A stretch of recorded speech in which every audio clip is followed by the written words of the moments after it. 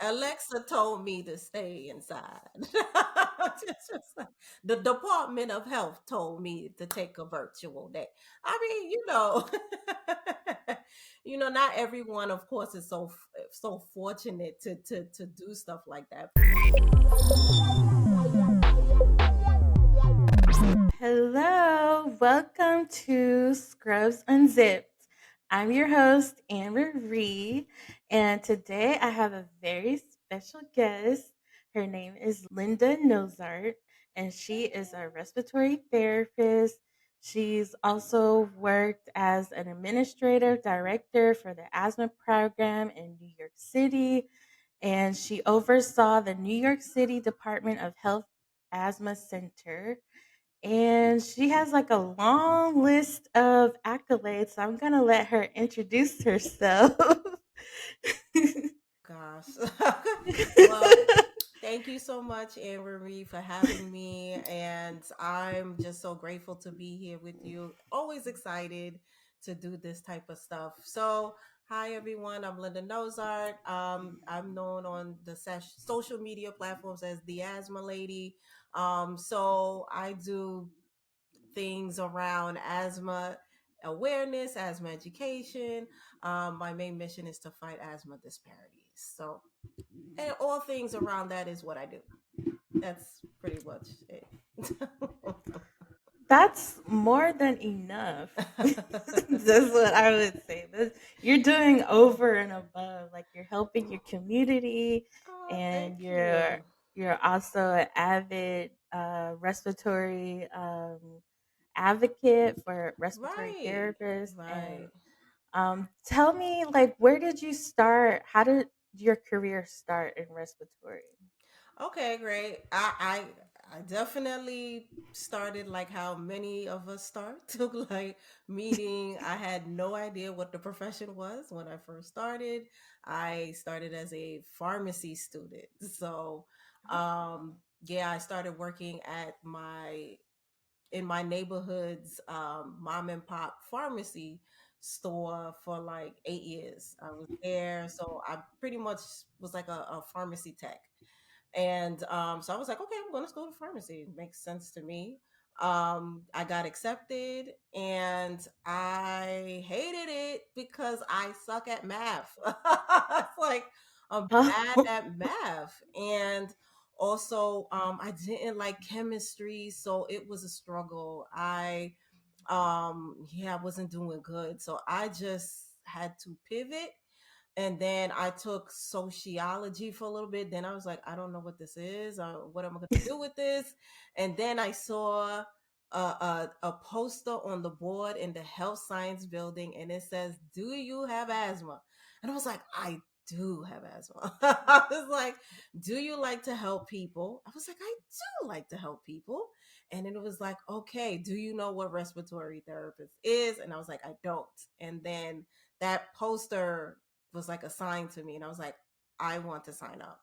And so that's how respiratory started for me. And I started at a level 1 trauma center back in 2008, night shift. So I got to see a lot of interesting things very early into the profession. And yeah, in 2010, I was covering PEDS ER. So this is how I got into the asthma stuff, because that night in 2010, I met a patient. He was a 5-year-old boy who went into cardiac arrest 3 times because of a severe wow. asthma attack. And so by the time he got to me, he was already intubated. I had to put him on the vent, and he was in very bad shape, like real bad. Mm. And his mom was screaming, give him his prednisone, give him his prednisone. So she knew the ER routine. It's like they know what to do once they get there.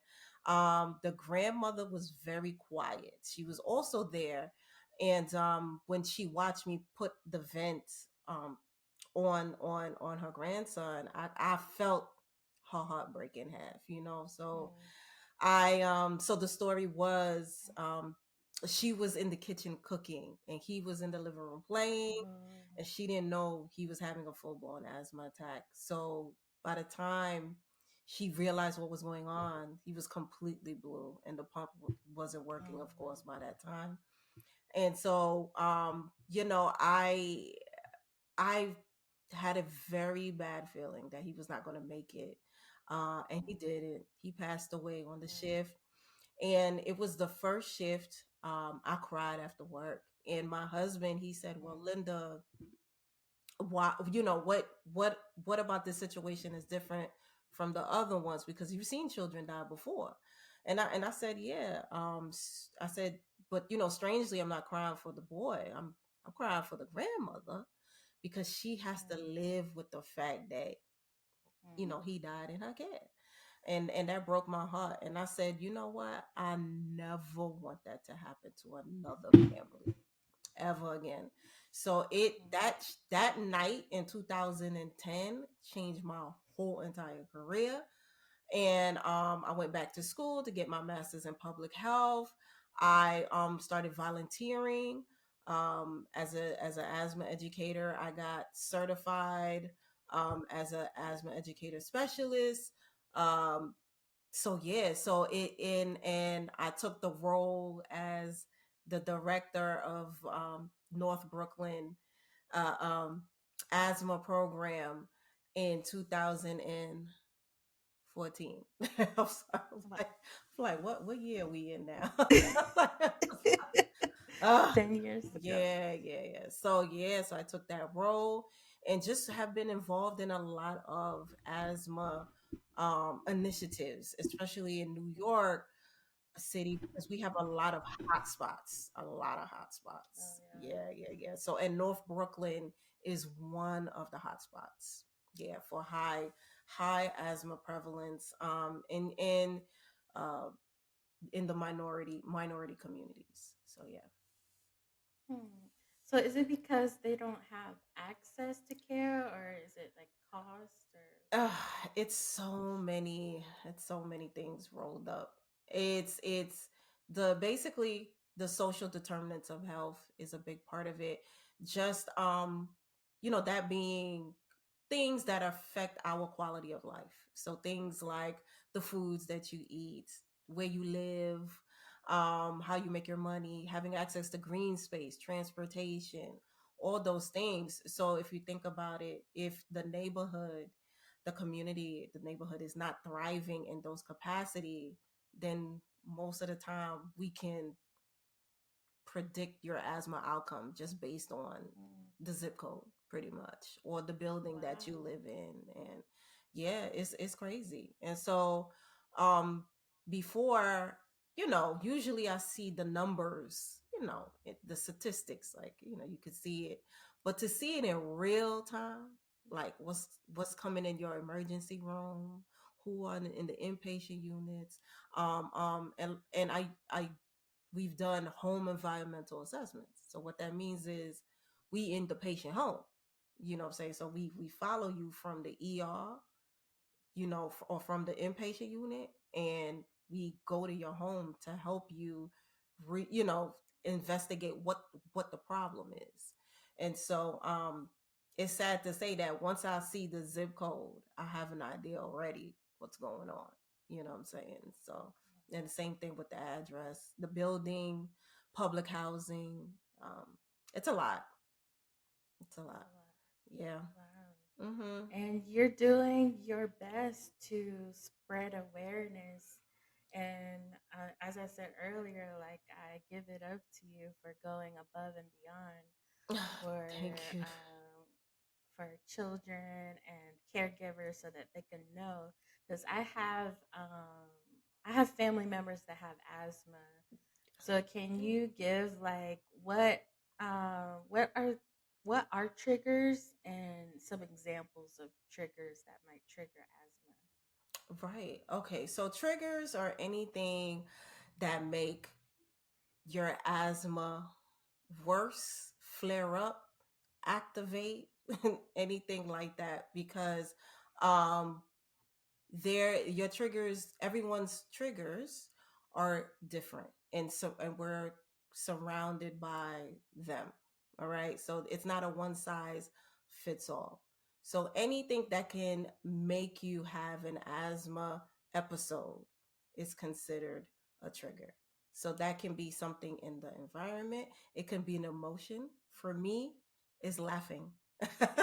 I love to Yeah, laugh. that's a big Okay. one. If I have a belly laugh in real time while I'm recording this podcast, I will start wheezing. You understand what I'm saying? So it's that is a trigger. It could be things like uh perfume, scented candles. So just different things. It could be smoke, uh, cleaning supplies. So it's a lot of different examples of what a trigger. Things like even being sick. I've been whenever I get sick with a cold, the flu. I get my flu shot every year because that is also another trigger for me. So what I like to tell folks is um you have to do the detective work with what your trigger are as someone with asthma. So if you have children with asthma or the person themselves, just be a part of that investigation. So I call it like Scooby Doo and them, Scooby Doo and the crew. So you're just kind of like playing together with the working together with the healthcare providers, the team, and finding out what the trick, because that's one of the important thing of asthma management is being able to remediate, get rid of the trigger or avoid it. Yeah, so when I learned in school, I learned about all the triggers, pollen, and opening the You doors, and understand? grass. So, Right. like, do is the expectation that you like live in a bubble and everything is sterile? No, I just, and I say that often too, because you see stuff like that, you can't control that. Like I can't control how much pollen is out there today. I can't Mm-hmm. control if there's a wildfire. I never even experienced we experienced wildfire like not too long ago, and it was like that was weird, so for us, we didn't know how to deal with that until we got the news on how to deal with that. Um but what you want to do is just find ways to kind of give yourself the heads up when stuff like that is happening. So there are apps, there are you could go to your New York City. I'm about to say New York City. I think everybody live in New York. You could go to your Department of Health. They usually have the stats on the pollen count for that time, for that day. So just like how you check with, you can even ask Alexa, "Hey Alexa, what's the pollen count today in Detroit or in New York and whatever," and she'll tell you. But yeah, you can look that stuff up. You can look up air quality today. So all of that is available right now. So just like how you check the weather, you can literally check that stuff up and it will let you know, you know what? I'm gonna stay indoors today. Today gonna be a virtual day. That's like a good excuse for you, introverts. Like, I I'm mean, staying inside. I got asthma. Alexa told me to stay inside. The Department of Health told me to take a virtual day. I mean,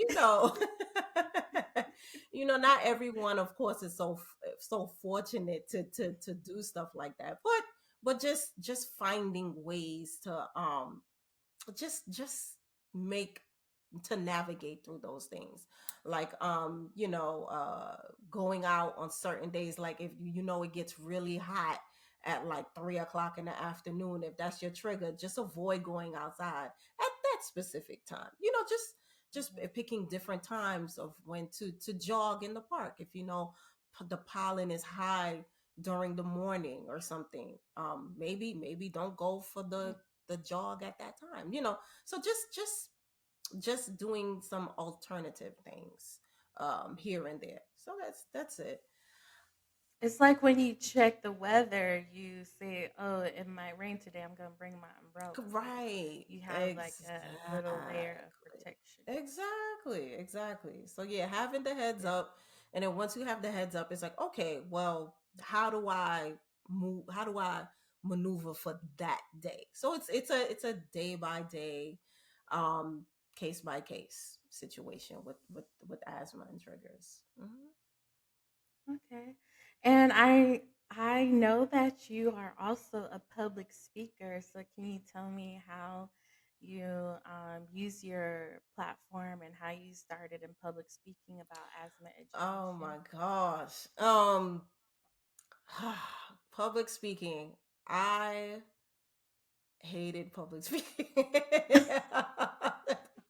I know. I shouldn't say any of that stuff out loud, but I do.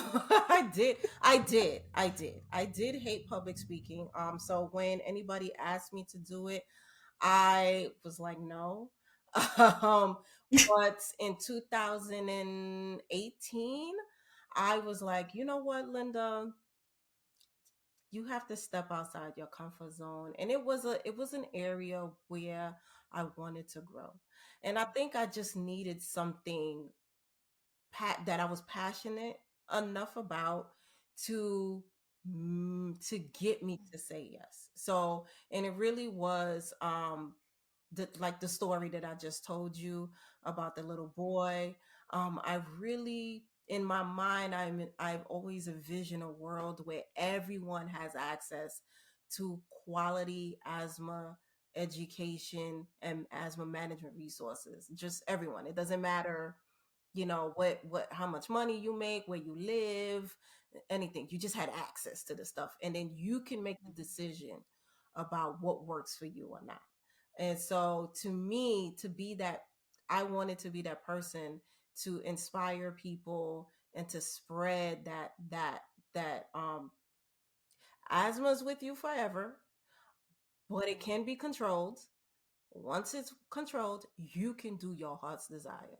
That's that's all I want to spread Yeah. awareness on. And I said, okay, I have to learn to speak in public.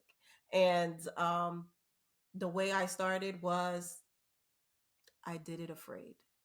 That's what it was. I was scared. And even when I was afraid, I said, the mission is stronger than me. So just get through it. My first one, I was shaking so hard. I had the laser pointer off the presentation and it started to go in someone's face Oh because my I was like this. gosh. And I was like, Linda, calm down. and then and then as I got in, I started to see that people they were starting to see that I cared what I was speaking about, and then that they wanted to receive the information, and that really helped calm me down. And I was like, all right, let me deliver, let me land the plane. And progressively I got better. So I would keep, so after that one time in 2018, I kept signing myself up for it, even though I hated doing it. I hated public speaking, but I kept signing myself for it. I kept making myself uncomfortable until I got comfortable being uncomfortable. So that helped me a lot. So I public speak even when I'm uncomfortable and afraid. I still do it. If it's for a good cause, then yeah. hmm So that's Wow. That's yeah. what you I hear what you said. You have to be uncomfortable to be Be you said you comfortable have to be comfortable being being uncomfortable. uncomfortable. Yes, I have trained myself how to do that. And How did so you train yourself how to I do just keep doing the uncomfortable thing. And then once I do it and I realize that I did not die, I was like, I'll be like, oh, that wasn't that bad. Like, I'm still alive. Nothing really negative happened to me really, and it gives me the confidence to do it again. So So it's like lifting weights. It's like when you see the first set of weights, you be like, oh man, there's no way I could do that. Yeah. And then so you just, you start building little by little. So you start with the small weights. And then you be like, oh, all right, let me add 5 more pounds. And then you start seeing yourself lift the heavier weights. And then you're like, oh, okay, now I could do 100 pounds. So you build your confidence level um during that time of being comfortable while being uncomfortable, if I'm making sense. It's like a, Yeah. yeah, it's something you It's consistently like build. you have to, like when you're riding a bike, first learning how to ride a bike, you Right, you learn get. with like the training wheels, and then Mm-hmm. like little by little you take the training wheels off and then you're riding the bike. That's how Exactly. I picture it. Exactly. So yeah, so I just continue to sign up for it. And once again, it if it's aligned with my mission, the vision, and spreading awareness, it's a green light. So what is your mission? What is your vision? So yeah, so basically what I said was just the vision that everyone, like, asthma disparities is annoying to watch. So pretty much Hmm. with everything that we have, meaning all the medical advancements that are out there, the treatment plans, there's still a huge gap between who lives, who dies, who goes to the emergency room over and over again for the same thing, and whose Hmm. quality of life is affected. Um, it's annoying to see. Hmm. So my vision is that this gap goes away and that Hmm. everyone has access to resources that can control their asthma, and everyone Hmm. can live their best life, just improve quality of life, asthma control. So I this is the mission. um I don't think it's, like I said, it's annoying to see that um minority communities carry a bulk of the asthma burden in this country. Hmm.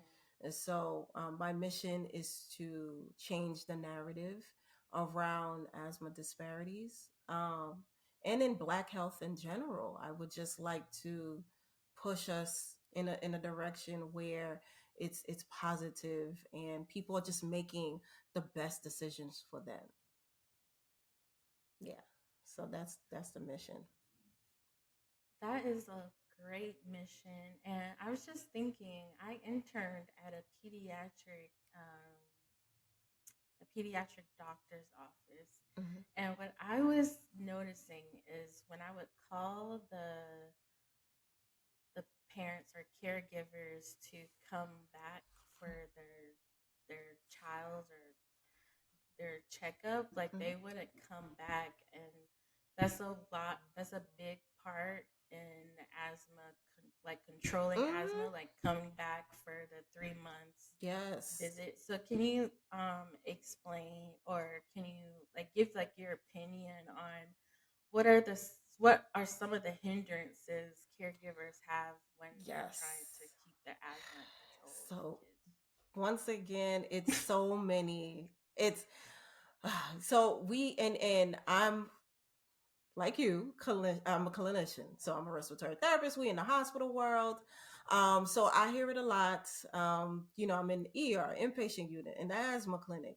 So the team, or let's say the provider, right, the doctor, who might be handling the case, will be like, oh well, this is a patient or a family that's not adhering to the treatment plan.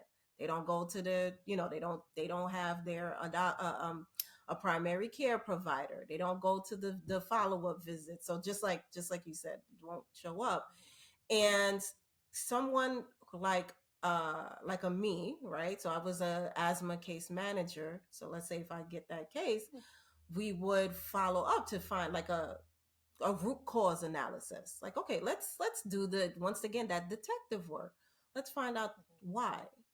And what we often find is that is it this is an onion layer. I call it the onion layer of social determinant health issues. So just once again, those issues that affect our quality of life.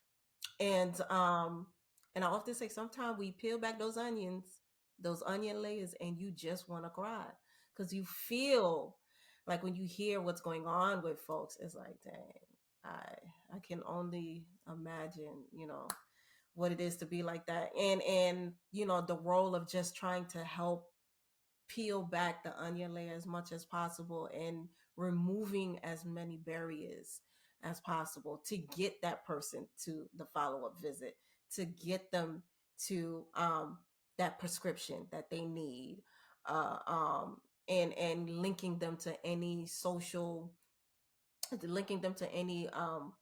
resources that they need, and whether it's a social worker or just being linked to other community-based organizations that can help out.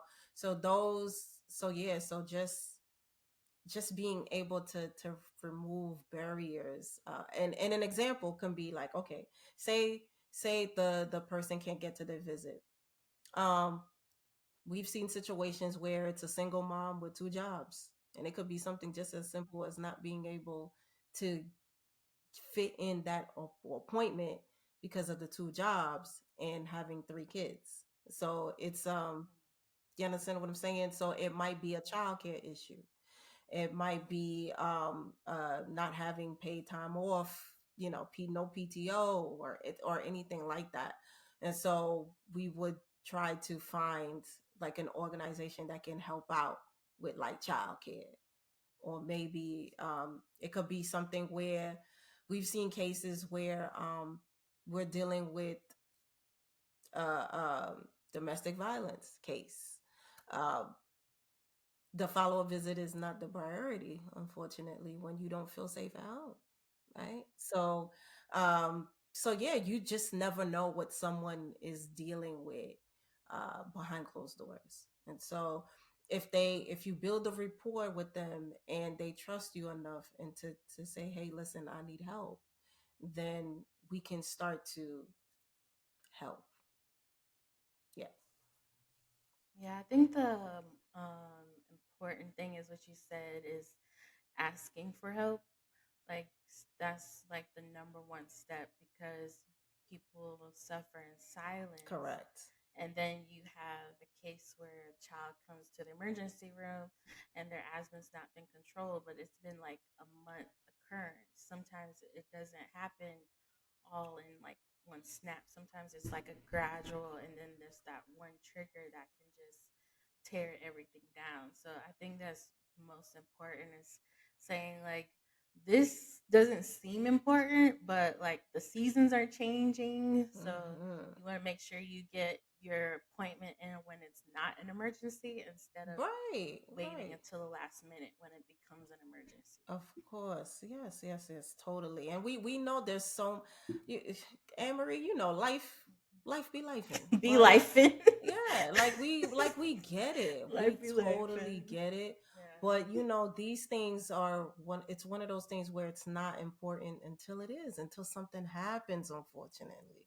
And then it's like, dang, I should have, and we just want to be in the habit of making just being proactive. And that's why I advocate a lot for folks being educated around asthma self-management, because it's you, the person that has the asthma. It's not the medical team. It's we want to help you, but the person that has asthma or who has the child with asthma, they have to live with that every day, Mm. all day, every day. So they should be invested, engaged in their own asthma self-management. So, and I say that as someone who has asthma myself. So I also follow that. So I try to make sure I have my medications on with me. And there are times I have a visit with my PCP and I'm like, I gotta do stuff for my kid first. So oftentimes, especially as a mom, you backburn your own kid. And that's another thing. Black women have one of the highest numbers of within the asthma disparities, of asthma related suffering and deaths. And so Wow. yeah, yeah. And it makes sense to me because um I deal with that in real time, because oftentimes we backburn our own care to take care of others. And you have to take care of yourself, and you know that as a burnout coach. Hmm. um Sometimes folks, they just don't, self-care is, it's not something that's on the forefront, and it should be.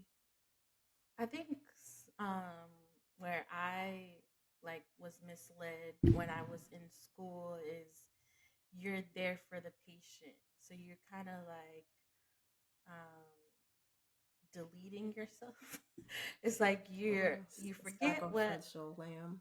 Mm-hmm. Yeah, it's like you like once you walk through the hospital doors, you forget everything that's going on at your house, and you focus on the patient. But it's like when you take your experiences like from the child that happened in your case, and I've had patient deaths as well, so Mm-hmm. I take my experience with me, and it just gives Mm-hmm. me a little bit more empathy to take care of that living patient, and it Mm-hmm. just gives me like that extra tender care. And I don't think health hospitals are trained on that subject area. They focus on the patient. The patient is the Right. customer, and the customer is always right, but they don't focus on the healthcare workers and if they're taking care of themselves. Themselves. And I just, let me add on to that, because I had a discussion with that. I think something in school, like now we have folks like you who's addressing like burnout and how to deal with stuff like that. And because that was a miss in school for me too. They never really taught you how to deal with death. Hello. Mm, I feel like we deal with, I worked at a level one trauma center. Like I was seeing people die left and right. And I didn't have time to, you just had to keep it moving. It's like, okay, well, I mhm, got, got to take in the next patient or whatever. And what I didn't realize is that naturally, even before school, I never dealt with dealt with death. Um, like I just didn't know how to deal with it. You know what I'm saying? So now that I was seeing it so often, back in the day when I first started, I was starting to disconnect from people, because it's like mm. it was starting, I didn't know it was affecting me, but it was. It was. And I think ultimately, I wish that was something school trained, or, helped us to process, like how to deal with, just deal with death in general, how to process that, and be able to Yeah, continue your work. yeah, because most people like when they before COVID, like funerals were just like once in the blue moon. But when we see death in the hospital, it's like it could be two or three times Yeah. in a Oh my day. gosh. Especially with COVID, it could be like more than that. Like It's the crazy. morgue was just filling up, and COVID was like a traumatizing in Yes. itself. Yeah. And to deal with that, like I don't think it's like a deal with it and you're done with it. It's kind of like deal with it and let's walk together and nurture and heal the wounds, because I feel like when we put so much work into people and our patients, we forget about ourselves. Like we Mm-hmm. need to fill our own cups Correct. after we've done all we can to save this life and that life has passed on. We need to turn that inward to ourselves and save our lives. Totally agree. I totally agree. So it's it's something that I'm actively working on. This is so, yeah, it's So hard. what do you do to fill your cup as a busy mom and a busy wife? What do you Oh do? gosh. Anne Marie. It is a struggle.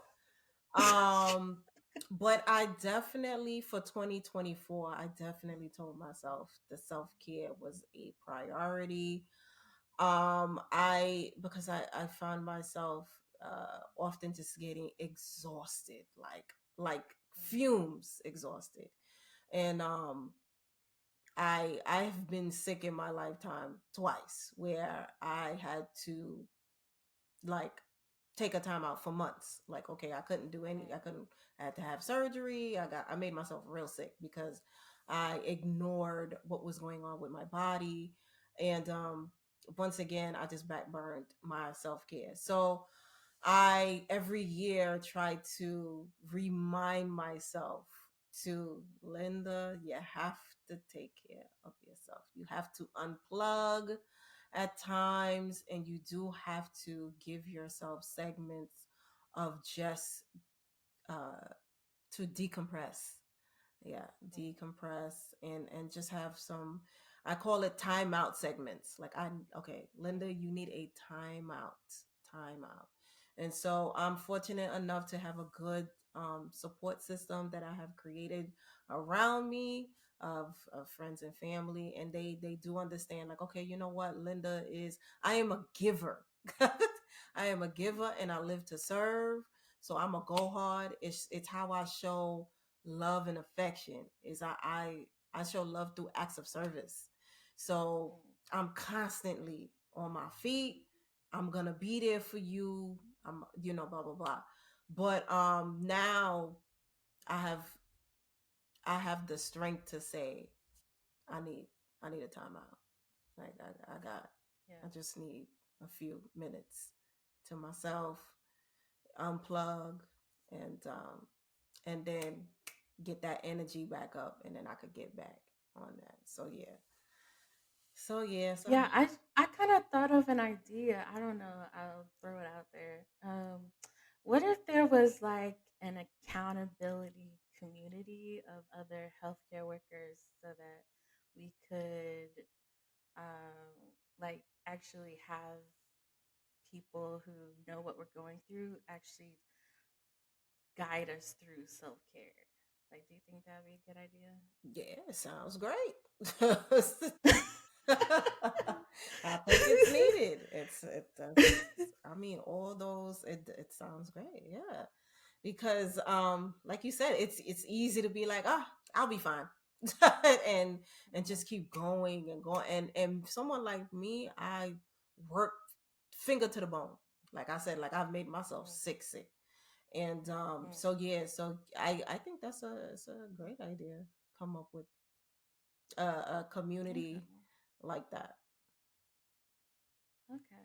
Hmm. Well, I'll put that on the back burner. That's right. So I Yeah. see for people who are listening, I see you have your background. You have a turtle and you have look like an inhaler and some lungs. Like, can you Yes. explain your Oh yeah. icon? Yes. Okay. So the turtle. So yeah. So the turtle is what I love about turtles is what they symbolize. So to symbolize wisdom, longevity, perseverance. And even though when people see turtles, they think of something slow, the turtle always, no matter its pace, it's always progressing towards its destination. That's it. It's just like, Mm, I got to get somewhere, and I'm going to get there regardless. Even if this rock is in my way and I have to navigate away from the rock, it might take me longer, but I'm going to do it. And to mm, me, that's why I like the turtle. And the turtle also represents myself. I am an introvert. So I'm usually in my shell, but I have extrovert moments. So when mm, something important where I have there's somebody that doesn't have a voice, or to advocate for others, that's when I pop out of my shell to speak out for mm, those without a voice, or for those that don't know their rights. Or so that's really what the turtle what it means. It gives just everything we've talked about. It gives me the courage, and I hope other people that are in their shell, the courage to speak about things that can change the narratives around, once again, Mm. things like Black health and um just health outcomes, just living the best quality of life. So that's what that all means. So Oh, the okay. lung, the lung, the stethoscope, the turtle, the inhaler, it's all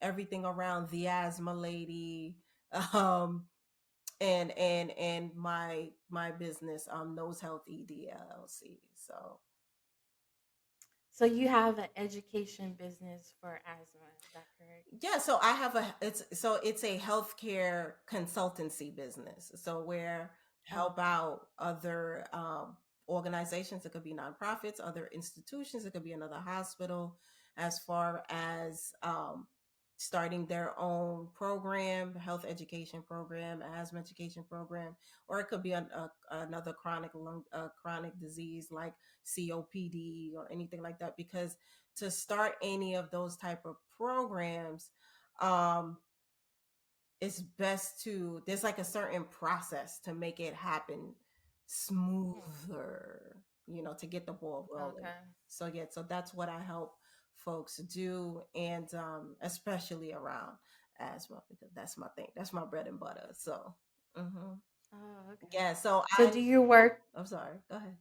Yeah, go ahead. No. So yeah, I was gonna say. So I like when that's why I have this like this, because I know people are like, why is there a turtle there? It's meant. They're like, okay, I get the inhaler, I get Yeah. the lung, and I see the stuff. I don't understand the turtle, and the turtle is it's meant to engage and to have that conversation. So yeah, Have a conversation. Oh, that's a conversation starter. yeah. And when I was in Hawaii, the turtles, Ooh, Hawaii. they are just they were like really huge. And I know turtles live for a Do very, you very, very understand long the time. longevity?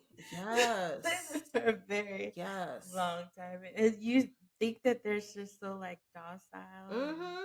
but they have That's their it. own little ways. That's it. And I And love like the it. tortoise and the hare, like you go at a steady pace. And I think that's when you said a few minutes ago about being comfortable with being uncomfortable, Mm-hmm. and doing like a little weight and building up that muscle, because I think our world is the way it is right now because there are a lot of people who are comfortable being comfortable. So Right. Right. I mean, so it's true. It's true. And people are scared to ask, um, to just not assume. How about we talk to one another and ask Mhm, appropriate questions, and instead of just assuming, well, maybe this person can't do this or whatever.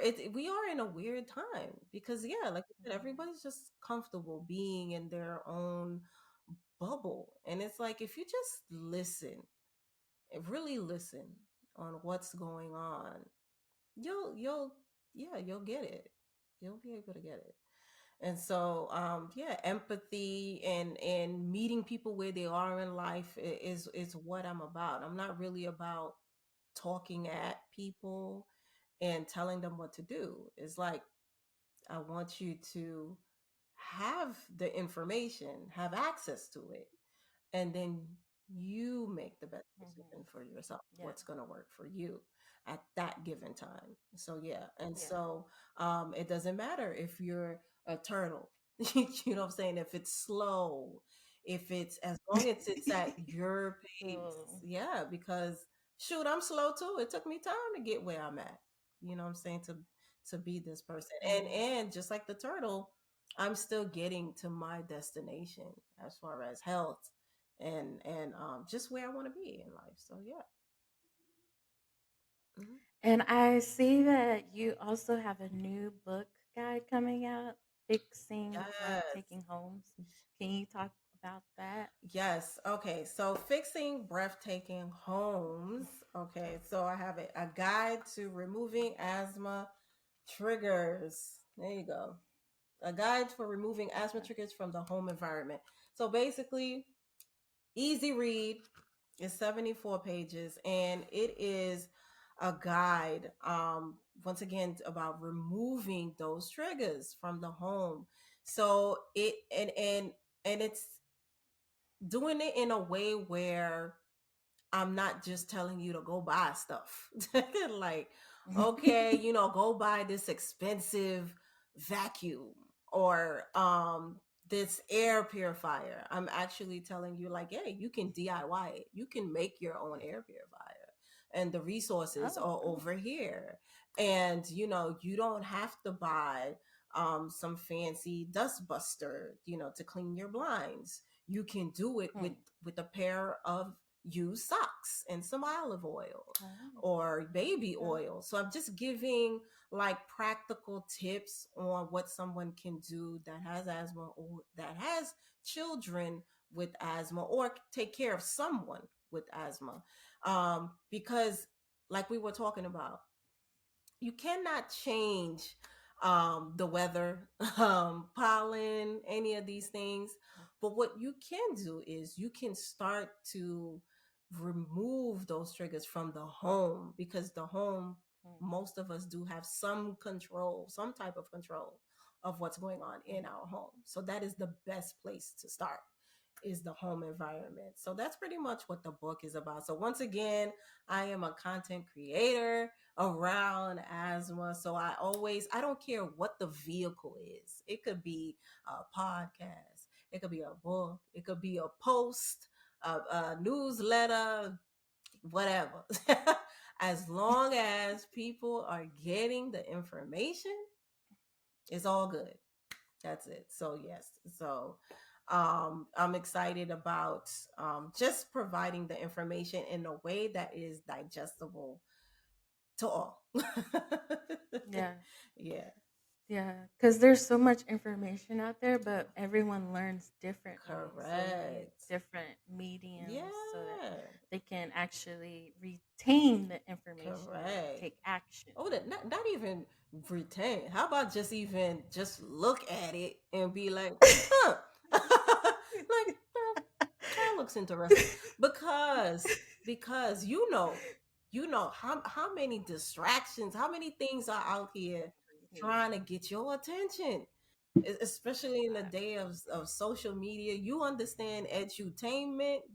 Come on. Mhm. It's now because of these attention spans, and we now have to put information in a way that it's like engaging to at least get the person to be like, let me see what this is about, just to get Mhm. them to look, forget retain. Yeah, we just need to look. Just to Look be at curious, like let me take a crack at this thing real quick right here, it's, Yeah, it's just like when you said you saw that sign you about being an understand. RT, like Yeah, it said like, do you like to help people? right, Do you know about respiratory therapy? So it kind of like the correct. sign like caught your attention. So yeah, that's what yeah, these are the times we in. So yeah. Yep. Doesn't matter to me what vehicle. I don't care. I'll do a party and sprinkle some asthma education in it. I don't care. I've done it all.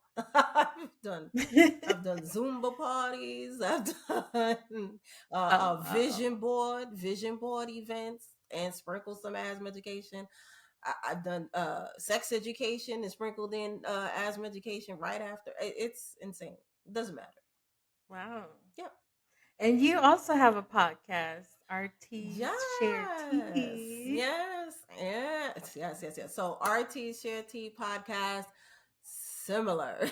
Once again, just another vehicle of spreading asthma awareness and also the RT profession. So I also do speak about just life as a respiratory therapist, work life balance, and career management in the healthcare space. So just knowing how to navigate through the career, giving career advice, and that type of stuff. So that's what RT Share T is about. So you're gonna get a little asthma, a little career advice, a little professional development advice, and just maybe a little chuckle here and there. Look, that's You it's know, my I actually RT50.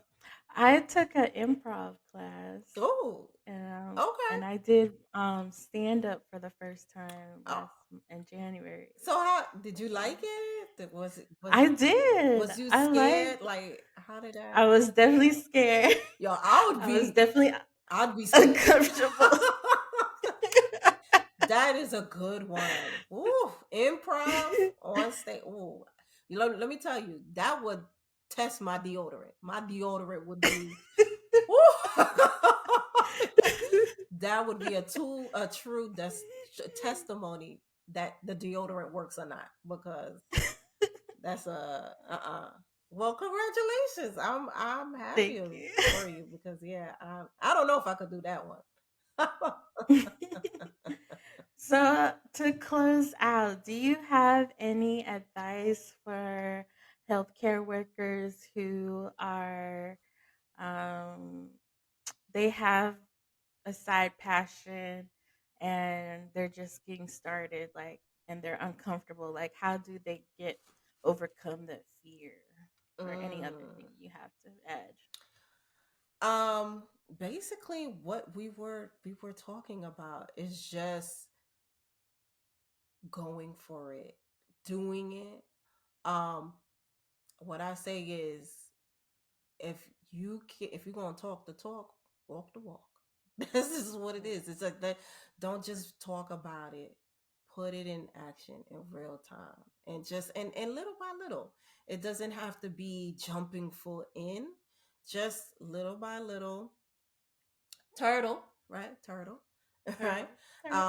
Because that's when you're gonna know if you like something or not. It's Mm, just you have to do it. People like to mm, talk a lot, and it's like they plan, and planning is good. I am a planner. Planner is really good, but eventually, you have to do. You have to do it. you have to do. You have to do. Just do it. Just do it. There's a reason why that slogan been around for all that time and made all that money. Just do it. And sometimes you have to understand how some people just can't do it. It's like they Really? want to do it, but they can't. Annmarie, how many you know how Wow. many people ask me, tell me, they be like, Linda, I want to start my own podcast. How do I? And I'll be like, listen, just like you. I'm like, just do it. Just do it. And what did you do? You did it. I did That's it. why I was like, you know what? I can mess with Annmarie because said she said it and she did it, and that's all it is. That's all it is. Wow. And what you do is, and I appreciate you, Annmarie. I appreciate. Thank you for being a guest co-host on my show, RT Shanty. By the way, You're you did a great welcome. job. Um, Thank you. and yeah, that's why I mess with folks like you because you said you were going to do something and you followed through. You did it and you doing it in your way, your own capacity, and you're not you're being yourself, and that's it. That's all you need is just to be your authentic self, and whatever you say you're going to do, you do it, and you tailor as you go along. That's it. Mhm. That's it.